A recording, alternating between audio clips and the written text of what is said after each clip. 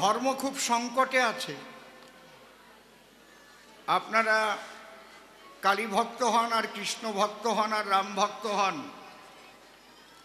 আর মতুয়া হন, শ্রীগুরু সঙ্গী হন আর সৎসঙ্গী হন, আপনাদের একটা পরিচয় হবে, আমরা সবাই সনাতনী হিন্দু। এখানে যদি আপনি ঐক্যবদ্ধ থাকতে না পারেন, আপনার ধর্ম রক্ষা করা আর যাবে কিনা সন্দেহের বিষয়। আপনাদের সকলের ঐক্যবদ্ধ হতে হবে, এটা হচ্ছে প্রথম বার্তা আমার। কারণ আমাদের মধ্যে ভক্তের চাইতে বিভক্ত ভাগ বেশি।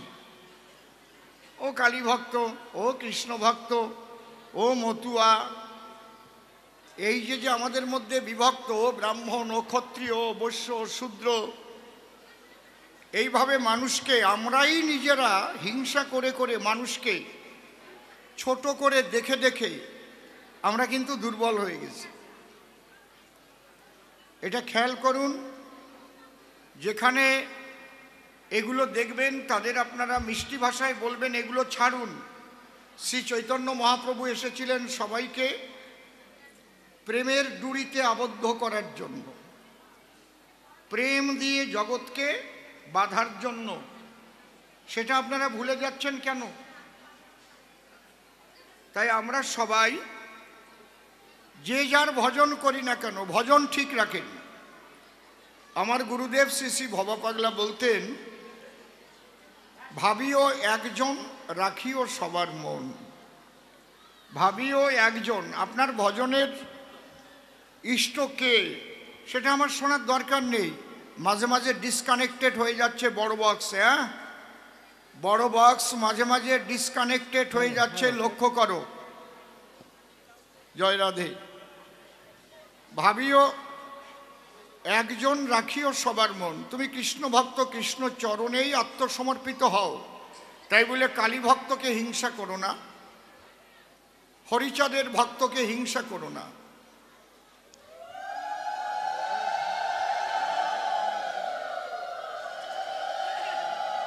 হ্যাঁ, ও তোমার এক সনাতনী ভাই, এই বোধটা ভিতরে জাগানো চাই। আমি খারাপ কথা বলছি না তো, নাকি খারাপ কথা বলছি কি? এটা শুয়ো না, এটা ধরো না, তুমি ছোট জাতে, এদিকে এসো না, এইগুলো ছেড়ে দিন। কিন্তু ওর মধ্যে ধর্ম নেই। ধর্ম আছে প্রেম, প্রীতি, ভালোবাসার মধ্যে দিয়ে, তাই না? এইগুলো আমরা দূরীভূত করব। আর এই সনাতনী সংস্কৃতি যাতে রক্ষা হয়, তার জন্য সবাই মিলে যেখানে যেমন পারব সহযোগিতা করব, যেখানে যেমন পারব। এই যে আবার ডিসকানেক্টেড হয়ে যাচ্ছে, কি করছে রে বাবা? বড় বক্স মাঝে মাঝে বন্ধ হয়ে যাচ্ছে রে মাইক ম্যান। বক্সের পাশের থেকে একটু সরে বসুন তো, তারে টান টান লাগতে পারে। হ্যাঁ, বক্সের পাশে থাকবেন না। ওদিকে বক্স বাজে না বাজে না? ওই যে ওইটা না, ওইটাই ডিসকানেক্টেড হচ্ছে। বক্সের কাছ থেকে সরে যান, বক্সের কাছের থেকে সরে যান, হয়তো তারে পাড়া লাগছে। বক্সের সামনে কেউ থাকবেন না, বক্স কেউ গার্ড দেবেন না। আমি নিজেকে ধন্য মনে করছি, আজ আপনারা আমাকে নিমন্ত্রণ করে এনেছেন, তার জন্য আর একটা প্রণাম জানাই। আমার বিপক্ষে নির্মল সরকার, তার কথাটাও একটু বলা দরকার। সে অত্যন্ত অসুস্থ ছিল কয়েকদিন, ব্যাসিলারি ডিসেন্ট্রি হয়েছিল, স্যালাইনটা লেগেছিল, ইঞ্জেকশন নিচ্ছে। তার মধ্যে দিয়েও সে গান পরিবেশন করতে এসেছে। সস্ত্রীক দুজনেই এসেছে। আজকে সে স্বনাম ত্যাগ করে নারদ ঋষি নাম ধরে আমাকে শ্রীকৃষ্ণের ভূমিকা দান করে প্রশ্ন করেছে যে তুমি যজ্ঞেশ্বর হরি হয়ে আজ ভালো করে যাবে বুঝাইয়ে কেন করেছো প্রভাস তীর্থে যজ্ঞের আয়োজন? এই যজ্ঞের অর্ঘ্য পাবে কেটা? বলো তুমি নন্দের বেটা, তোমার চাইতে শ্রেষ্ঠ আর আছে কোনজন? তাই তো? এই যজ্ঞের নাম কি আমার কাছে বলো দেখি। অপূর্ব দৃশ্য আমি করি দর্শন, যজ্ঞের দক্ষিণ দ্বারে কেন দাঁড়ি তোমার মাকে বেত্রাঘাত করে? আর ধুলায় পড়ে কাঁদে কেন রাধিকা রতন? হে কৃষ্ণ প্রাণ কানাই, আমি এর জবাব চাই। তাহলে আপনারা জবাব শুনবেন তো? জবাব শুনবেন নাকি কথা বলবেন? কোনটা করবেন? যদি বলেন আমরা জবাব শুনবো না, আমরা কথা বলবো, তাহলে আমি বসে পড়বো, আপনারা বলবেন। তাহলে এইবার আমি আরম্ভ করব। দয়াল সবই তোমার খেলা গো, দয়াল সবই তোমার খেলা, দয়াল সবই তোমার খেলা গো, দয়াল সবই তোমার খেলা, দয়াল সবই তোমার খেলা, সবই তোমার খেলা। কখনো দাও কলঙ্কের হাত, আবার কখনো পরাও ফুলের মালা, সবই তোমার খেলা গো, দয়াল সবই তোমার খেলা। তোমার শুভ আশিস বলে জন্মিয়া এই ভূমণ্ডলে, কত লীলা পলে পলে দেখেছি একেলা।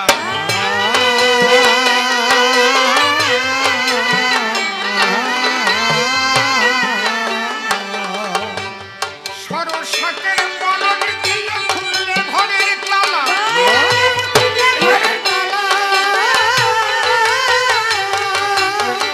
দয়াল রে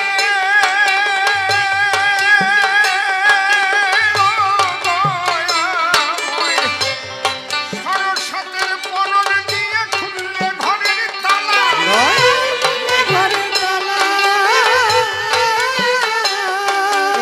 আমি তোমার ভাবনা যখন ভাবি, হরি আমি তোমার ভাবনা যখন ভাবি, হয়ে থাকি প্রেম বিভোলা। সবই তোমার খেলা গো, দয়াল সবই তোমার খেলা। কখনো সাজাও ভিখারি, কখনো দাও পাকা বাড়ি, সরলতা আর চাতুরি, সুখ শান্তি ঝামেলা।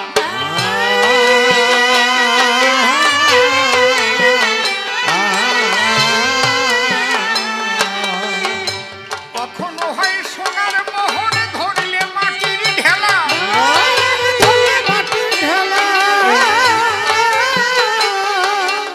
জ্বালাও ঝড়ের মুখে সন্ধ্যা প্রদীপ, তুমি জ্বালাও ঝড়ের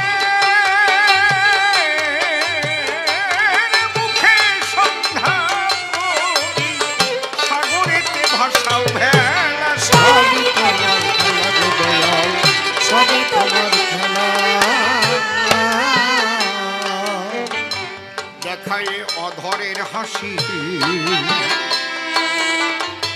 কখনো করো উদাসী, কখনো পরাও মায়ার ফাঁসি, যাও যে কিতাব জ্বালা।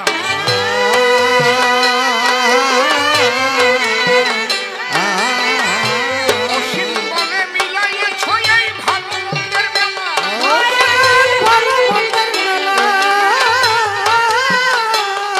ও দয়াল রে ও দয়াময়, অসীম বলে মিলাইয়েছ এই ভালো মন্দের মেলা।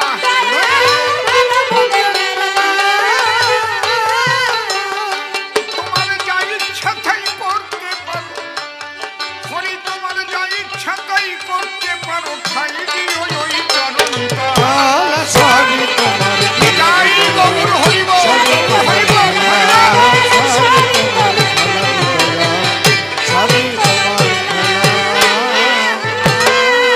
খেলা। আদ্যা শক্তির যুগল পদ্ম হৃদ পদ্মে করে আরাধ্য শুদ্ধ চিত্তে প্রণতি জানাই।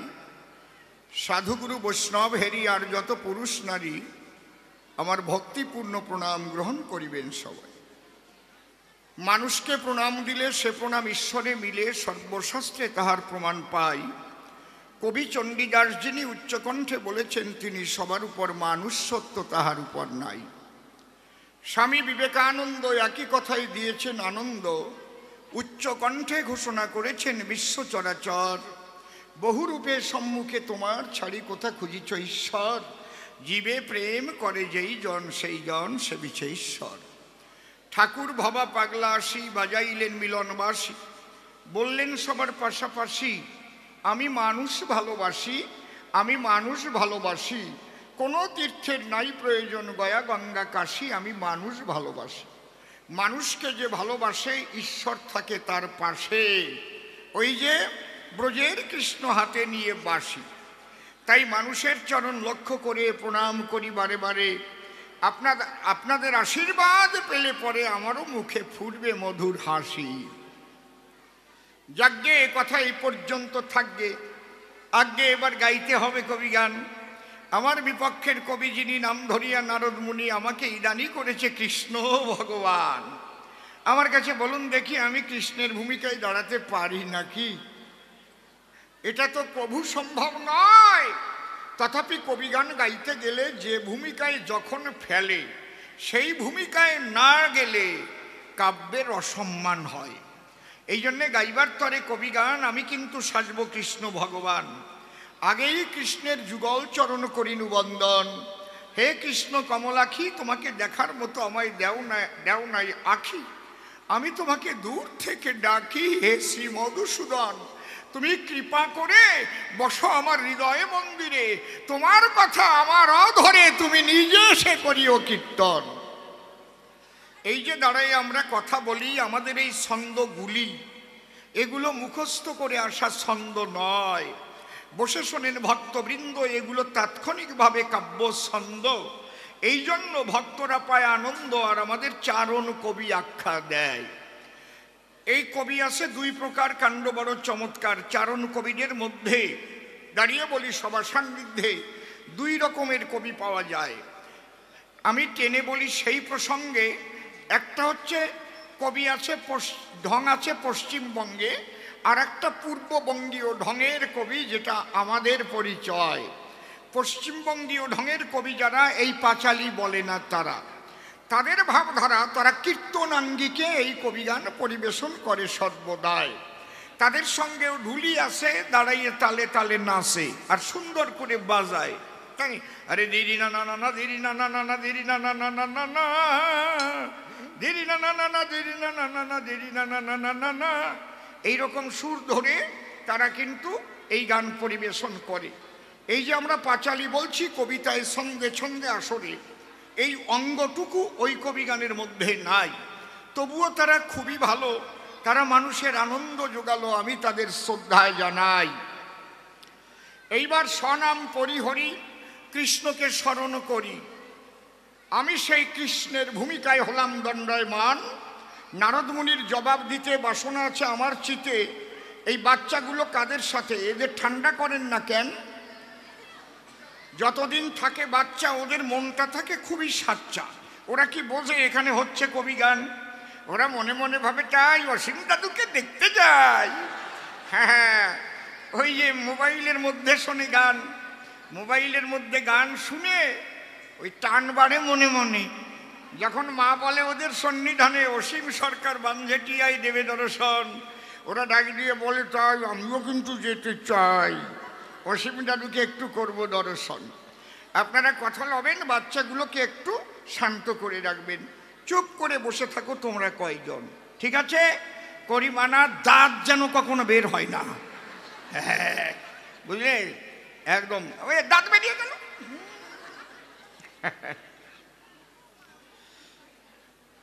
এইবার আমি মনের কথা খুলে কই, আমি কিন্তু এখন আর অসীম সরকার নই। আমি ভূমিকায় কল্পনায় কৃষ্ণ হই সভ্য সভাস্থান। তাহলে প্রথম প্রশ্ন করেছে দান, তুমি সর্বে সর্বা ভগবান সর্বশক্তিমান, তাহলে তুমি কেন করলে একটা যজ্ঞের আয়োজন? সুন্দর প্রশ্ন করেছ মোরে নারদ বলি ব্যাখ্যা করে, এই যজ্ঞ আমি করি কি কারণ? আমি মনে মনে ভাবলাম তাই আমি অনাদিকাল ধরে এই বিশ্ব চরাচরে সর্বশক্তিমান শ্রীকৃষ্ণ আছি মালিক সাই। আমার অন্তরে জেগেছে অভিনব ভাব, আমি কলিতে আমার এই ভাবটা পাল্টাইয়ে আমি ভক্ত ভাব ধরব। হরি বল। তাহলে আমি ভক্ত ভাব করিব গ্রহণ। ধন থাকিলে পরে ধনী বলে তারে। আচ্ছা, ভক্ত কাদের বলে বলুন তো ভক্তগণ? ভক্তকে বুঝতে পারছেন না? ধন থাকলে ধনী হয়, ভক্তি থাকলে ভক্ত কয়। তাহলে আমি তো শক্তিমান, আমি সর্বশক্তিমান, স্বয়ং ভগবান। আমার তো ভক্তি নাই হৃদয়। ভক্তি যাদের আছে দেখবেন তারা হা কৃষ্ণ বলে কাঁদিতেছে, চোখের জল ঝরাচ্ছে, তারা ভূতলে ঘোরাঘুরি দিচ্ছে, প্রেমানন্দে হরি হরি বলে নাচে। বাবা, আমি যখন ছিলাম রাম, আমি কি নিজের নাম নিয়ে কখন কেঁদেছিলাম? হা রাম হা রাম। আমি কৃষ্ণ হয়ে হয়তো কবু কাঁদি নাই, কিন্তু অন্তরে আমার আছে ভাবো এবার আমি নিজে কেঁদে জগতে কাঁদাবো। এই জন্যে আমার সেই প্রেম ভক্তি চাই। কিন্তু আমার কাছে বলুন দেখি, এই প্রেম ভক্তি কোনো দোকানে বিক্রি হয় কি? হয় কি? যদি দোকানে বিক্রি হতো তাহলে ভারতবর্ষের বড় বড় শিল্পপতিরা ভক্তি কিনে ভক্ত হতো, তাই না?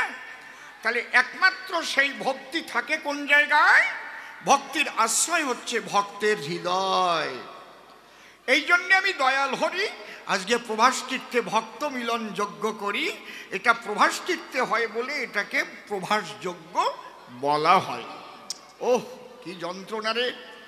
আমি বলি বারে বারে, বাচ্চাদের রাখেন ঠান্ডা করে, বাচ্চার মধ্যে আর একটা বুড়ো ঢুকে পড়ে। আস্তে আস্তে আস্তে কথা বলবেন না।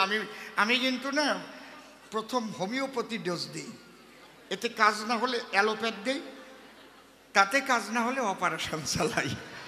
এই জন্য চরণ ধরে করি মানা। হোমিওপ্যাথির পরে যেন অ্যালোপ্যাথ আর দেওয়া লাগে না, অপারেশন আমার দেওয়ার ইচ্ছা করার ইচ্ছা নাই। চুপ করে থাকেন সবে, প্রত্যেকটা কথার জবাব হবে। তাহলে যজ্ঞ আমি করি কি কারণ? আমি ভেবেছি আমার চিতে আমার হবে ভক্ত হতে, সেই ভক্তি পেতে আজ ভক্ত মিলন যজ্ঞের আয়োজন। আমা হতে বড় কেশে, কোথা আছে কোন বেশে? অনারদ এই প্রশ্ন তুমি করছো আমার সকাশে। আমা হতে নাম বড়, ধরো আমার কথা ধরো, নামের চাইতে ভক্ত বড়, জানে ভক্ত যে সে। হরিবল হরিবল। ভক্ত যদি ইচ্ছা করে আমাকে নাকে দড়ি দিয়ে ঘুরাতে পারে, তাহলে আমার চাইতে নাম বড়, নামের চাইতে ভক্ত বড়। আমি কৃষ্ণ নন্দলালা রেখেছি একটা দাড়ি পালা, তার এক পাশে একটা পদ্ম ফুল করেছি রক্ষণ। কেন রেখেছি পদ্ম ফুল? ফুল রাখার কি বা মূল? মন দিয়ে করিও শ্রবণ। কারণ ভক্তি আমি লব বটে, কিন্তু ভক্তি চাইব কার নিকটে? ভক্তিকে দুই ভাগে ভাগ করেছে। তুমি ভাগবতটা একটু করো অধ্যয়ন। কি? একটা হচ্ছে হৈতুকি আর একটা হচ্ছে অহৈতুকি। আমার কথা ভালো করে না শুনলে বুঝবেন কি? হৈতুকি কাহাকে বলা হয়? ভগবানকে না চেয়ে যারা হা কৃষ্ণ বা রাম বলে কান্নাকাটি করিয়ে জাগতিক জগতের কোনো সম্পদ চায়। কেউ 19 বছর বিয়ে করে ছেলে মেয়ে হয় নাই ঘরে, মা কালীর দরজায় এসে কান্নাকাটি করে, মা তোমার করুণায় আমার ঘরে একটা ছেলে হলে মা, আমি বলি তোমার চরণ তলে আগামী বৎসর তোমাকে সোনার একটা টিপ বানিয়ে দিতে আমার আছে অভিপ্রায়। আছে না? মাকে কিন্তু চায় না, চায় ছেলে। অনেক সময় ব্যবসা বাণিজ্য যাতে ভালো হয়, তাই না, তার জন্য দেখবেন কামনা করে গোবিন্দের দরজায়। গোবিন্দ মন্দির আছে, পূজাও হচ্ছে, কিন্তু গোবিন্দকে পাবার আকাঙ্ক্ষা নাই। অন্তরে ভাবে আমার জাগতিক জগতের ধন সম্পদ লাগবে। এটা হচ্ছে হৈতুকি ভক্ত বলে আমরা ভাগবতে প্রমাণ পাই। আর অহৈতুকি বলে কারে? এই মহাবিশ্বের সমস্ত সম্পদ দিলেও যারে, সেগুলো লক্ষ্য না করে একমাত্র গোবিন্দ চরণ সে করে আকাঙ্ক্ষা সর্বদায়। সেই কৃষ্ণ ভক্ত যখন পাবে তার সঙ্গে প্রেম আলিঙ্গন দেবে, হা কৃষ্ণ বলে নয়ন ঝরাবে, আর সে ধুলাতে গড়ায়। তারে ত্রিজগতের সমস্ত সম্পদ দিলে সে বাম পদে ফেলে ঠেলে। একমাত্র গোবিন্দকে পাবে বলে তার ঝরে দুনয়ন। নারদ আমার কথা শোন, ওই দাড়ি পাল্লাই তুলে আমি সব ভক্তদের আজকে করব ওজন। আমি তোমায় বলি অদ্য ওই এক পাশে যে আছে একটা পদ্ম, ওটা সাধারণ পদ্ম নহে কদাচন, ওটা অহুইতুকি রাধা পদ্ম বটে। আমি বলি তোমার নিকটে, দাড়ি পাল্লায় তুলে যখন করিব ওজন, যে অহুইতুকি ভক্ত হবে সে ওই পদ্মের সমান ওজন হয়ে যাবে। আর আমি কৃষ্ণ শ্রীমাধবে তারই চরণে পাদ্য অর্ঘ্য করিব অর্পণ, তার চরণে অর্ঘ্য দেব, তার ভাবকান্তি বিলাস লব, নবদ্বীপে গৌর হব, প্রেমানন্দে হরিনাম করিব কীর্তন। হরি বল, হরি বল। আমার জবাব বোঝা যাচ্ছে নাকি? আমি ওই রকম ছোট্ট করে ও সূচি ওইসব বলতে আমি এসেছি? হ্যাঁ, স্ত্রীকে ডাকছে, খুব ভালো, এটা ভালো। সম্পূর্ণ নামে অনেকেই ডাকে না ধরাধামে, অর্ধ নামে ডাকার একটা প্রথা আমাদের আছে, ওর মধ্যে একটা মধুরতা আছে না? কারণ নাম যদি মধুমিতা হয়, দেখবেন শুধু মধু তুমি কোথায়, একটা বেশ একটা কায়দা আছে নাকি? এই জায়গায় কেউ মধুমিতা আছে নাকি? বসে পড়েন, কেন এত নড়েন চড়েন? শোনেন, তাহলে একজনের বউয়ের নাম কি? সুচিত্রা, তাই তো? সে তয় র ফলা বাদ দিয়ে ডাকে কি কয়ে? ও সুচি। তার স্ত্রী খুব আনন্দ পেয়েছে। আর একজনের বউয়ের নাম কি বলেন? বিচিত্রা। ও নাকি বাড়ি গিয়ে বলেছে, ও বিসি।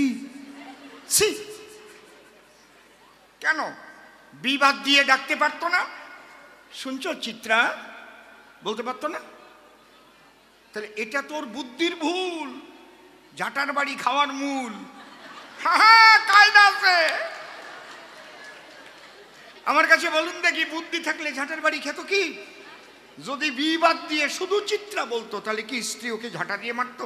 শুনছো চিত্রা, তুমি কোথায়? ও গো চিত্রা, কত ভালো লাগতো না? উনি বাড়ি যেয়ে কয়, ও বিসি। আর বউ কয়, আমি তোর বিসি, তোরে এইবার দিছি।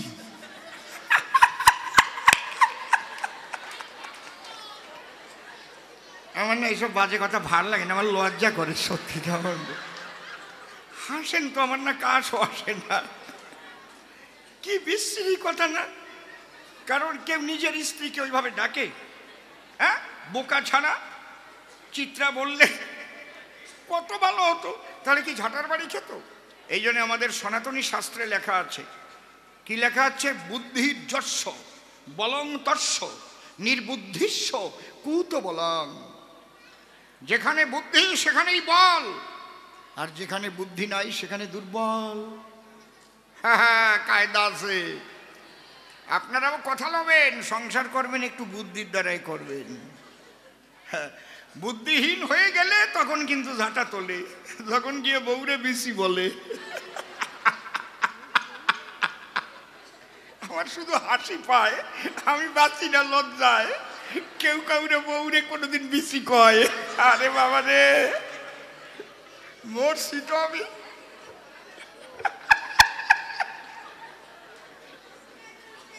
কায়দা আছে। চুপ করে থাকেন সবে, ওর প্রত্যেক প্রশ্নের জবাব হবে। গল্পের জবাবও আমি দেব, তাতে বাধা নাই। আপনাদের দেখার পরে মনটা আমার গেছে ভরে। সত্যি বারে বারে চরণ ধরে আপনাদের আমি ভক্তিপূর্ণ প্রণাম জানাই। সত্যি আপনারা ভালো কবির শ্রোতা, একদম টকাটক গিলে খান আমার কবিতা। আর আমার যে রসিকতা, সেগুলোও আপনারা একদম নির্বিঘ্নে করতেছেন গ্রহণ। বাহ, এইরকম শ্রোতা না হলে অসীমের গান গাওয়া চলে? কোনো কোনো জায়গায় গেলে কিছু বোঝে না, সে বুতুম পেঁচার মতো।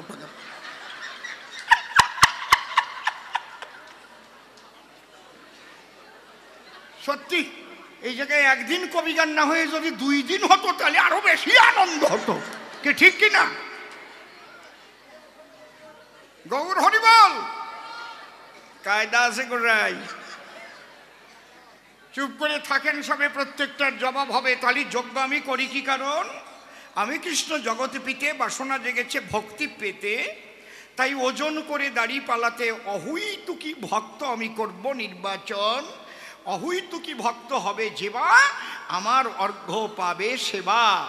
আমি করে তার সেবা তার ভাব গ্রহণ, আমি কৃষ্ণ পিতবাস নিয়ে তার ভাবকান্তি বিলাস, আমি নবদ্বীপে হব সচিরনন্দন। হলো। আরো দুটো প্রশ্ন বাকি থেকে গেল। কি? বলো কৃষ্ণ শ্যামচাঁদে রাধা কেন ধুলায় পড়ে কাঁদে, আর মাকে কেন দাড়ি মারে জানতে কিঞ্চন? তাহার জবাব আমি দেব, তার আগে একখানা গান গাবো, গানের মধ্যে দিয়ে আমি করব পরিবেশন। হ্যাঁ,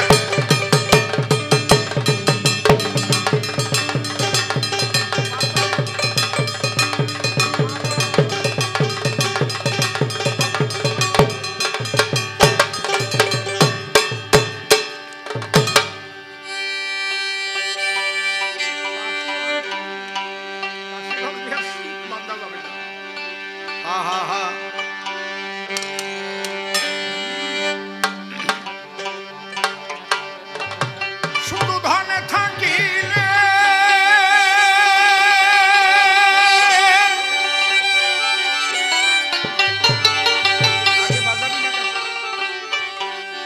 শুধু ধনে থাকিলে শুধু ধনে থাকিলে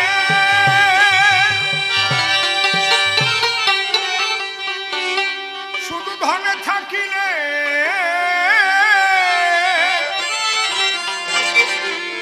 হয় না ধনী,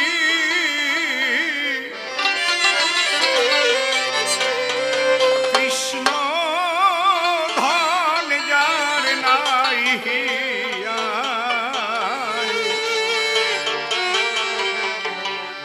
কে বা ধনী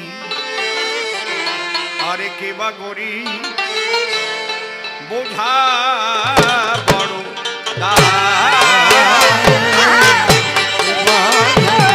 জয় জয় রাধা কৃষ্ণ প্রেমানন্দ হরি হরি বল।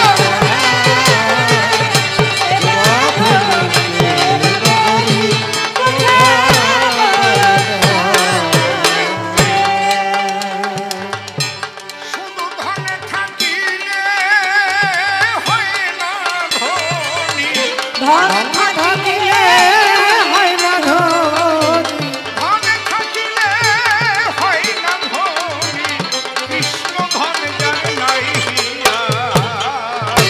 কে বা ধনী, কে বা গরিব, বোঝা বড় দায়।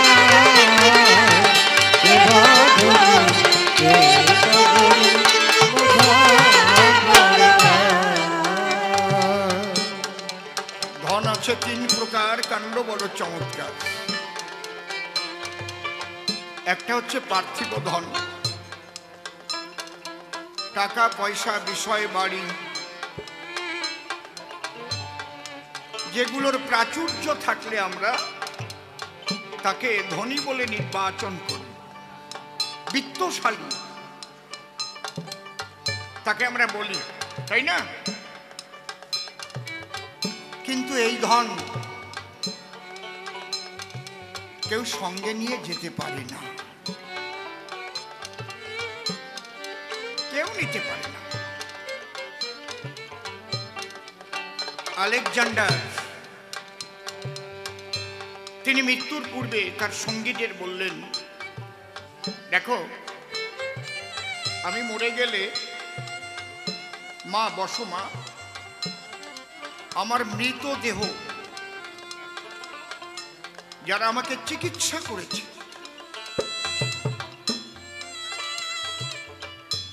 আমার সেই কফিন তারা কয়জন যেন তুলে সৎকার করতে নিয়ে যায়। দেখে নে, ভালো করে দেখে নে এবং মন খুলে বাজা। আর আমার দুটো হাত যেন টান টান করে একদম হাত দুটো খুলে রাখা হয়। তার সঙ্গীরা জিজ্ঞেস করলো, স্যার এ কথা বলছেন কেন? বলছে, আমি বিশ্ববাসীকে এই বার্তা দিয়ে যেতে চাই, পৃথিবীর এমন কোনো ডাক্তার নাই যে মৃত্যু থেকে মানুষকে বাঁচাতে পারে। যখন যার নিয়তি আসবে তখন তার চলে যেতে হবে। জ্ঞানের উপর ভরসা করে মানুষ ভাবে সে আরো বেঁচে থাকবে, তারাই ডাক্তার, ওরা আমার মৃতদেহ নিয়ে যাক। আর হাত দুখানা খুলে কেন নিতে হবে কাঁধে তুলে? বলে আমি সবাইকে জানিয়ে যেতে চাই যাবার সময় আমার সঙ্গে কিচ্ছু দেখো। আর আমি জীবনে যত সম্পদ অর্জন করেছি ওই মৃতদেহ বহন করবে আর পিছনে ছড়িয়ে যাবে, ছড়িয়ে দেবে। কেন?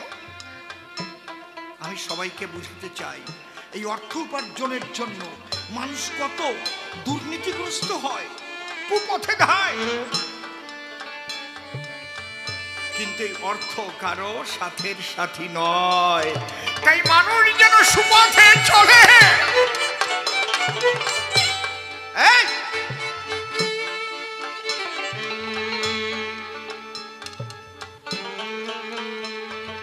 এই পার্থিব জগতের যে ধন, দেখুন আমাদের সনাতনী শিক্ষাই এটা। সনাতন ধর্মে ত্যাগ শিক্ষা দেয়, সংসারে থাকলেও ত্যাগাশ্রিত হয়ে ভোগ করতে বলে। জানি না পৃথিবীর কোন ধর্মে কোন শিক্ষা দেয়, আমি জানি না, কিন্তু একমাত্র সনাতন ধর্মের সাধু গুরু মহাপুরুষ শাস্ত্র এই শিক্ষাই দেয়। এই পার্থিব জগতের সম্পদ সাথের সাথী নয়, একমাত্র হরিনাম তোমার শেষের সম্পদ।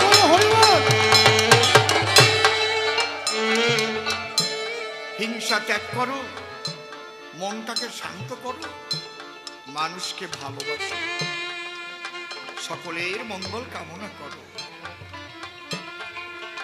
সনাতন ধর্ম এমনই একটা ধর্ম, এই ভারতবর্ষই হচ্ছে সনাতন ধর্মের মূল শিকড়। পৃথিবীর কেউ বলতে পারবে না যে সনাতন ধর্মী কোনো মানুষ ভারতের শাসনে থাকাকালীন তারা তার পার্শ্ববর্তী কোনো দেশকে অযথা আক্রমণ করেছে। একটা ইতিহাসে প্রমাণ নাই, বরং বারবার আক্রমণ করেছে। তারা কিন্তু শান্ত রাখার চেষ্টা করেছে, যুদ্ধ নয় শান্তি চাই। কিন্তু তাই বলে যদি কেউ ভেবেছে যে সনাতন ধর্মীরা বেড়ালের মতোই থাকবে, তা তারা থাকেনি। তারা হরিনাম করে, অস্ত্র ধরতেও জানে তারা। হরিব তাদের দশপ্রহরী দুর্গা, তাদের মা কালী, শিবের হাতে ত্রিশূল, নারায়ণের হাতে চক্র, আবার চৈতন্য মহাপ্রভুর হাতে নামের মালা। তুমি কোন ভাষায় আসবে? নামের মালায় আসবে তো বলো। দুবাহু তুলে একবার প্রেমানন্দে বলো হরি হরি বল, হরি বল, হরি বল, হরি বল। এরা কখনোই চায় না অশান্তি। কৃষ্ণ ধনে যার ভরা হৃদয়, ভাই রে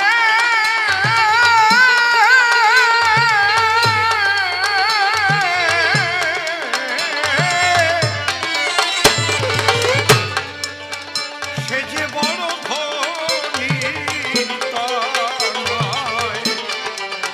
তার সঙ্গে কার তুলনা হয় সারা বিশ্বময়।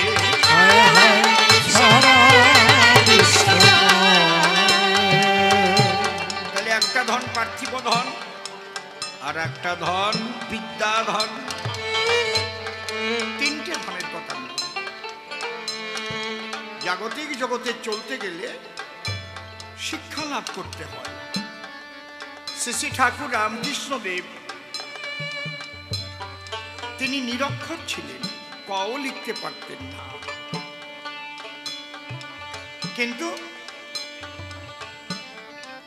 স্বামী বিবেকানন্দের গুরুদেব তিনি।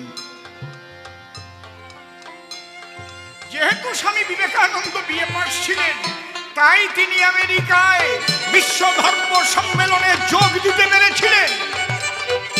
তাহলে শিক্ষা প্রয়োজন। প্রতিটি ঘরের সন্তানদের শিক্ষিত করবেন, শুধু শিক্ষিত না, সুশিক্ষিত। যে শিক্ষার দ্বারায় মানুষ শয়তান হয়, যে শিক্ষার দ্বারায় মানুষকে পথে বসিয়ে দেয়, সেই শিক্ষা না।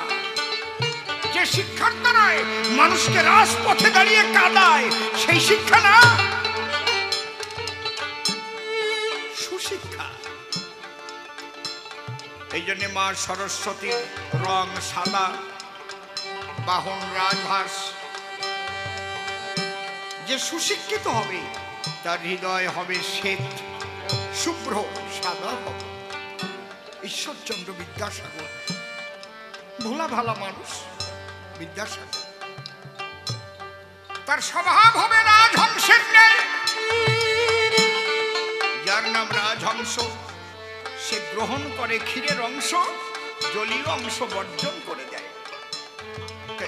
শোনেন ভক্তবৃন্দ, এই জগতে ভালো মন্দ সংমিশ্রণে আছে সর্বদাই। সুশিক্ষিত মানুষ হলে ভালোটুকুই সেখান থেকে তোলে, মন্দটুকু বর্জন করে যায়। মন দিয়ে কর সবে বিদ্যা উপার্জন, সকল ধনের সার বিদ্যা মহাধন। জাগতিক ধনে এই ধনে কেহ নাহি নিতে পারে কেড়ে, যতই করিবে দান তত যাবে বেড়ে। কিন্তু তুমি বিরাট শিক্ষিত হওয়ার বৈজ্ঞানিক হও, বিশ্বের শ্রেষ্ঠ বৈজ্ঞানিক হলেও মৃত্যু তোমার অনিবার্য। তুমি জীবনদায়ী ওষুধ তৈরি করেছিলে, কিন্তু তুমিও একদিন মৃত্যুর করে পড়েছ বলে। তাহলে শেষাশ্রয় কি? কোন ধন? মানুষের সেই ধন অন্বেষণ করা উচিত। সেই ধন অন্বেষণ করতে হলে ভক্ত সঙ্গ করা উচিত, সদ্গুরু ধরা উচিত। হরি হরি হরি বলা, সে হচ্ছে কৃষ্ণ প্রেম ধন। কৃষ্ণ ধনে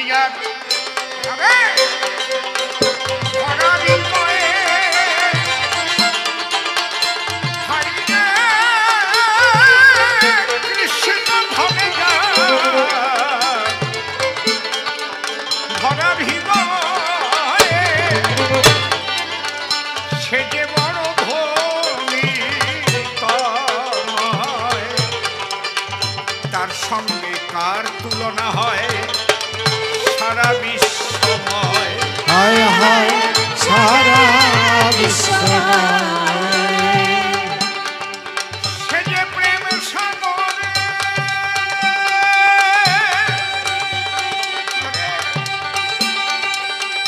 পাগল মন মানে।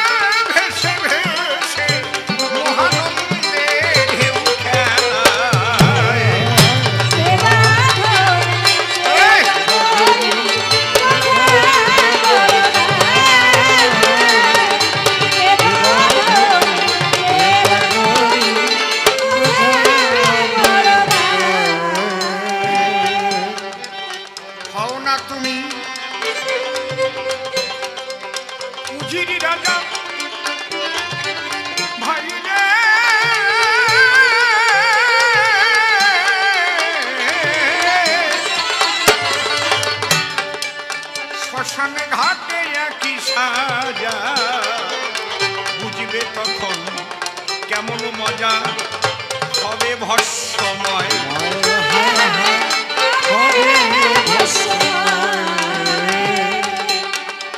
এত দেখে শুনে তবু জ্ঞান হলো না, এত দেখে শুনে জ্ঞান হলো না, অসীম রইল ঘোর মায়া।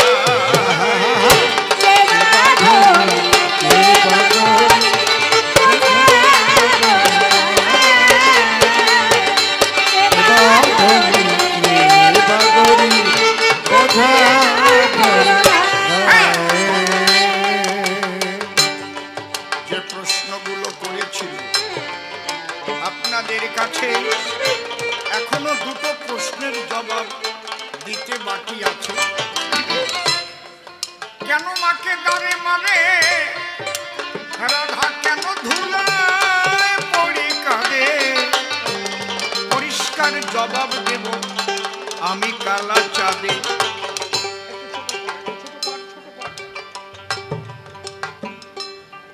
ঢোলের বায়াটা বেড়ে গেছে, হ্যাঁ ঢোলের বায়াটা বেড়ে গেছে। যেটা মোটা বাদ্য বাজে, কাঠি দিয়ে বাজায়, ওই দিকটা কমিয়ে দাও। মাইকম্যান ভাই শুনতে পাচ্ছ না?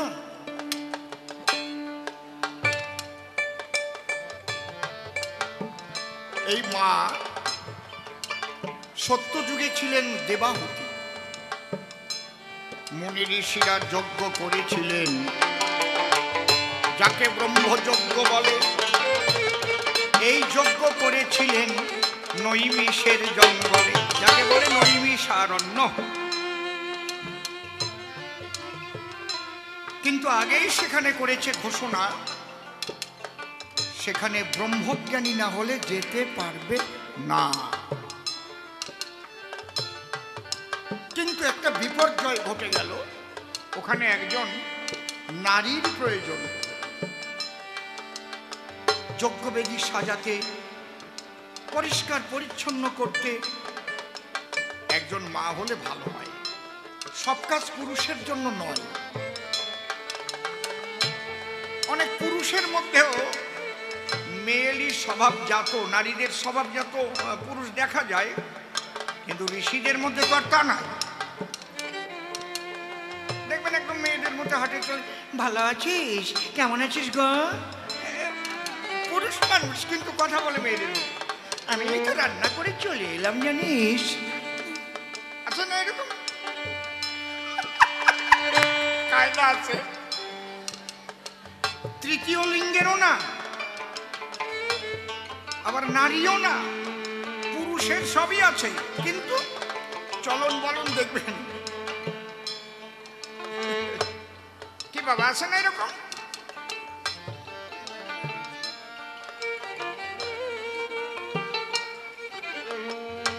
আমাদের ওদিকে একজন ছিল, ঘুগনির দোকান দিত। আমার ঘুগনিটা ভালোই হয়েছে, খেয়ে যাও তোমরা। সবাই না কিনলেও না গিয়ে কথা শুনবার জন্য, একবার খেয়ে দেখো না।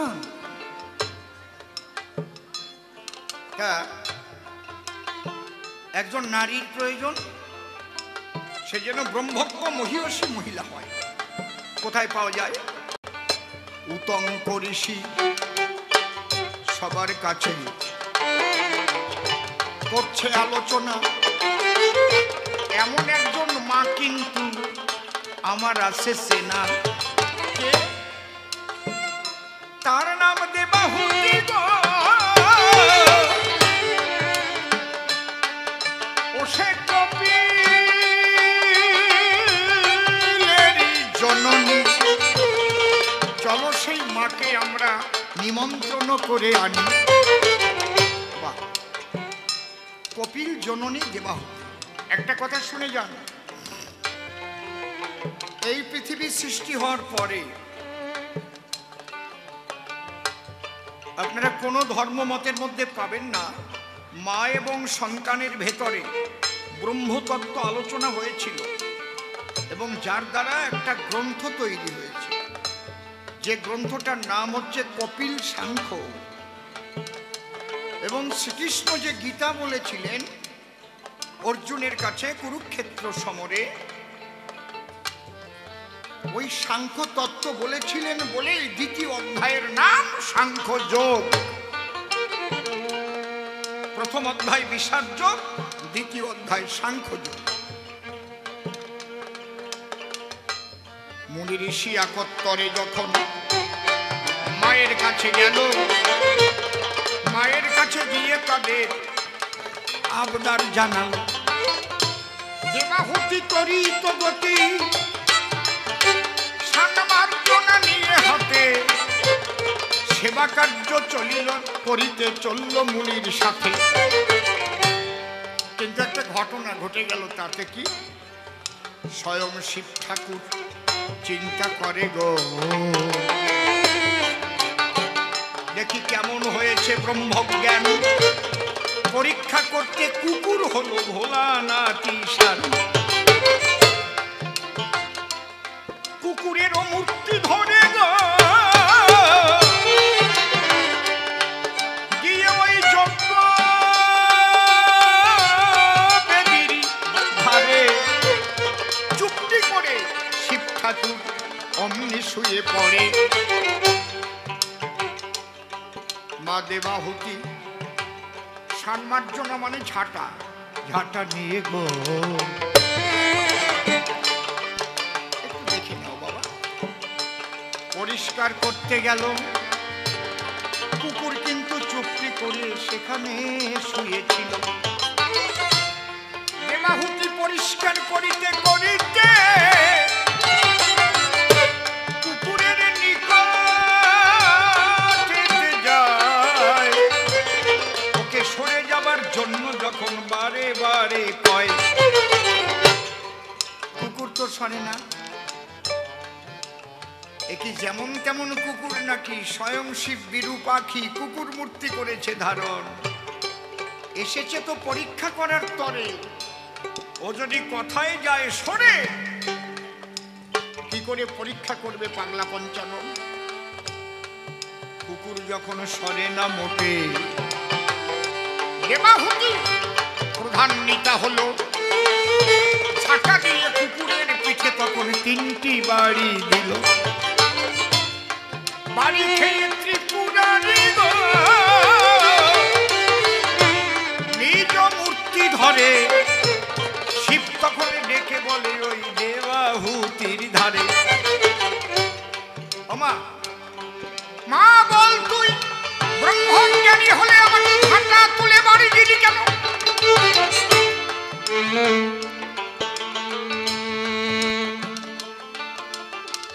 মা যার ব্রহ্মজ্ঞান হয় সে কখনো স্বইচ্ছা একটা পিপিলিকা পর্যন্ত মারে না। সবার মধ্যে একই ব্রহ্ম, তার থাকে না নিজের কোনো দম্ভ। তুই আমাকে ঝাঁটার বাড়ি বানাবি, আমাকে কোলে করে তো বাইরে রেখে আসতে পারত। শিব বলে, মাগো আমি পেলাম মনস্তাপ, তোকে আমি এইবার দেব অভিশাপ।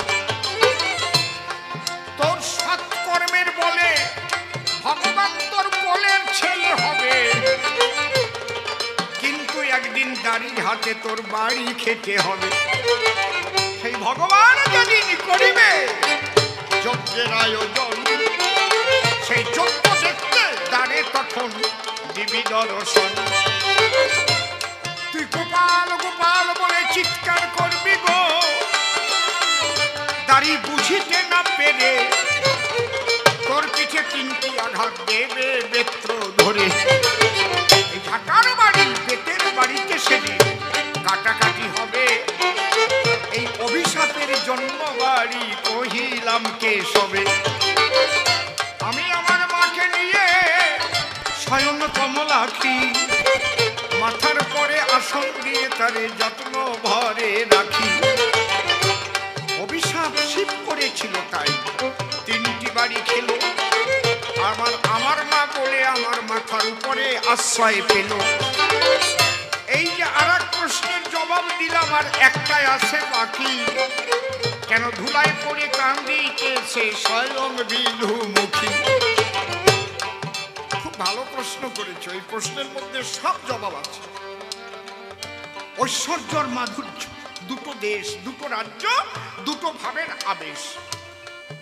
এই জায়গাটা কিন্তু মাধুর্যের জায়গা, এখানে মাধুর্য প্রেমের হাওয়া বইছে। এই জন্য এমন এমন ঘরের মায়েরা বাবারা এখানে এসেছে, যদি তাদের ঐশ্বর্য ভাব ভিতরে থাকতো, এই একটা তাঁবুর উপরে, নোংরার উপরে কখনো বসতো না, কখনো বসবে না। আপনার বাড়িতে গেলে যদি এরকম তাঁবু পেতে দেন, বসবে না। বসবে? খুব ভালো করে বুঝে নিন।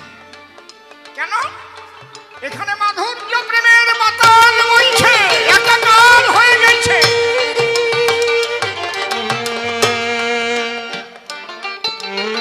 ঐশ্বর্যের মান আপাত, মাধুর্যের মান অনন্তকাল ধরে। নারদ রে, রুক্মিণী আর সত্যভামা, কি দেব ওদের উপমা?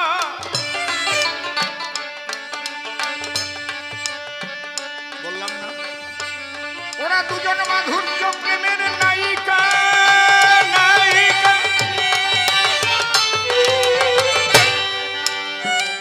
তুই মনে করে ভাবনা, ওরা কোনদিন কৃষ্ণের পায়ে বসে পূজা পাবে না, একমাত্র পূজা পাবে শ্রীমতী রাধিকা। হরি হরি বল।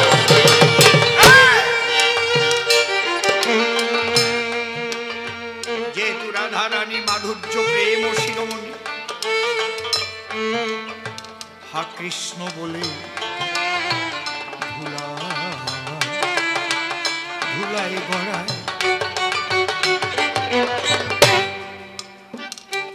দেখবেন কোন ভাগবত কথা, কৃষ্ণ কথা, হরিনাম শুনতে গিয়ে যখন মাধুর্য প্রেমের বাতাস বয় না, ছোট মানুষের মন বিগলিত হয়ে যায়, একে অপরকে জড়িয়ে ধরে,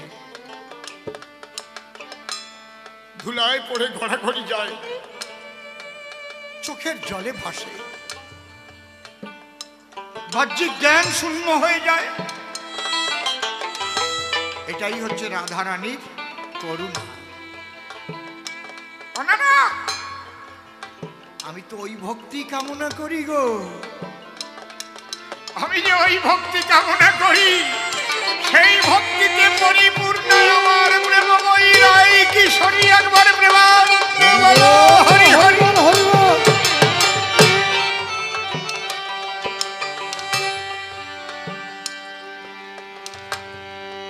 এই যে রাধা ধুলায় পড়ে কাঁদছে, এই দৃশ্যের মধ্যেই সবকিছু আছে।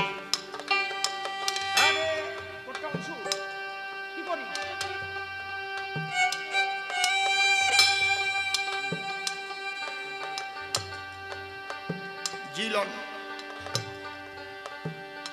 বহু সময় আগের থেকেই বেসুরো বাড়ছে, আমি ইঙ্গিত দিয়েছিলাম, তুমি বোঝোনি।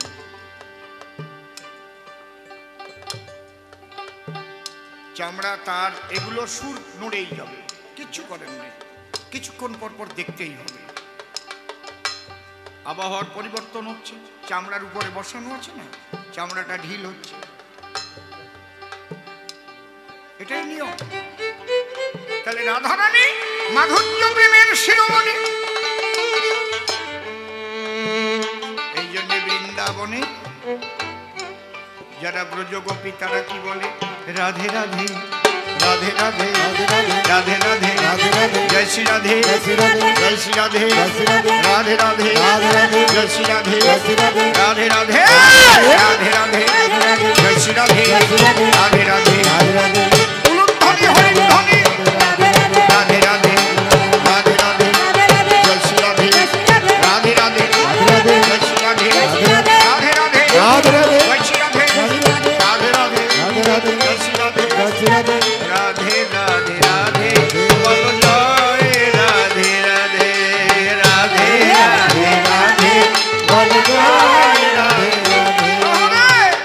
রাধে রাধে রাধে বলো জয়। তাহলে রাধা কেন ধুলায় পড়ে কাঁদে? জবাব করলাম গান। আর ঐশ্বর্যের খাটের পরে তাদের অবস্থান। রুক্মিণী সত্যভামা ঐশ্বর্যের নায়িকা গো, ওদের খাটের পরেই খাটে, ওরা কিন্তু গোবিন্দের পাশে জায়গা পাবে মায়ার বটে। আর মাধুর্য প্রেম শিরোমণি গোবিন্দের কাছে রবে, অনন্তকাল ধরে মানুষ এই যুগলের পূজা দেবে।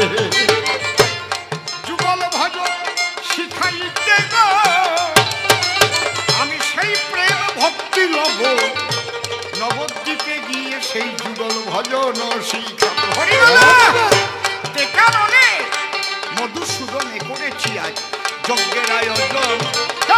পরিষ্কার জবাব দিল আমি সভারই সাধন। দেখি এরপরে কি বলে আমার নারদ তপোধন, প্রথমবারে একা একা বেশি বলবো কি কারণ। এবার তার কথা শুনে আমার মনে আছে ভালো, পুনর্বার আমি এসে জবাব দিয়ে যাব।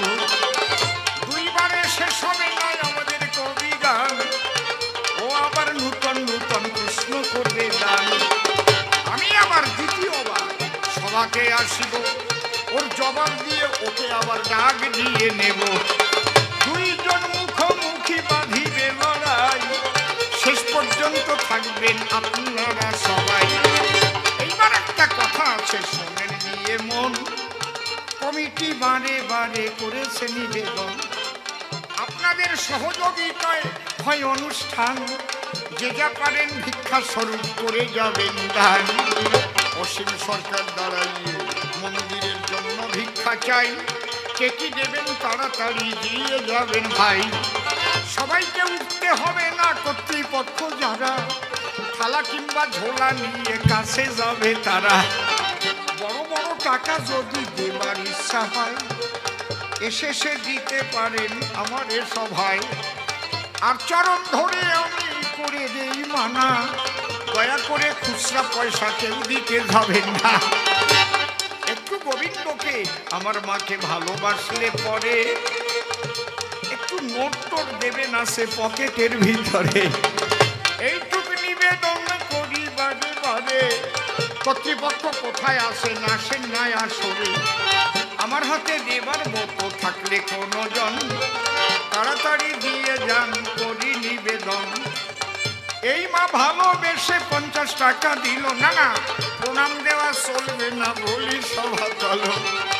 আপনারা মাতৃজাতি কি করে প্রণাম নেই, আপনাদের চরণে তো আমি প্রণাম দেই। এই মাতা বুঝে ব্যথা 50 টাকা দিলেন, জগদ্ধাত্রী মায়ের আশীর্বাদে নিলেন। 100 টাকার নোটগুলো গেল কোন জায়গায়, জানি না যে 500 টাকা কোন জায়গা লুকায়। অনেক দানবীর আছে দিতেই তো পারে, দিলে পরে দেবেন আমার দয়াময়ী সুন্দরে। এই ভক্ত এইভাবে আসবেন না সবাই। এই ভক্ত 100 টাকা করিলেন দান, আর এক ভক্ত 50 টাকা দিলেন সবাস্থান।